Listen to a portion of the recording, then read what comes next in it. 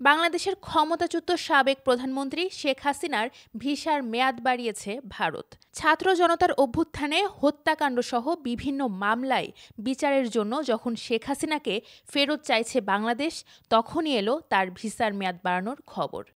হিন্দুস্তান টাইমসের প্রতিবেদনে বলা হয়, ৫ আগস্ট ছাত্র জনতার আন্দোলনের মুখে বাংলাদেশ ছাড়ার পর থেকে ভারতেই আছেন শেখ হাসিনা।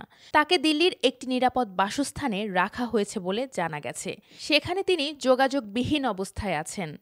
তবে নাম প্রকাশে অনিচ্ছুক সূত্রের বরাতে প্রতিবেদনে আরও বলা হয়, শেখ হাসিনা যাতে ভারতে অবস্থান করতে পারেন সে পথ সহজ করতে তার ভিসার মেয়াদ বাড়ানো হয়েছে। তাকে ভারতে আশ্রয় দেওয়া হয়েছে কিনা এমন গুঞ্জন নাকচ করে সূত্র জানায়, শরণার্থী সংক্রান্ত বিষয়ে ভারতে সুনির্দিষ্ট আইন নেই। ৩ জানুয়ারি হিন্দুস্তান টাইমসের আরেকটি প্রতিবেদনে বলা হয়েছিল, শেখ হাসিনাকে ফেরত পাঠানোর অনুরোধে সম্ভবত ভারত সাড়া দেবে না। বলা হচ্ছে, বাংলাদেশ বিধিসম্মতভাবে দাবি উপস্থাপন করেনি। তাছাড়া চুক্তি অনুযায়ী দাবি গ্রাহ্য না হওয়ার আরও অনেক কারণ আছে।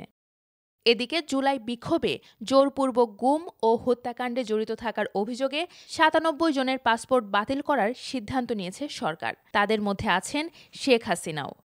৬ জানুয়ারি শেখ হাসিনার বিরুদ্ধে দ্বিতীয় গ্রেপ্তারি পরোয়ানা জারি করে আন্তর্জাতিক অপরাধ ট্রাইব্যুনাল বাংলাদেশ।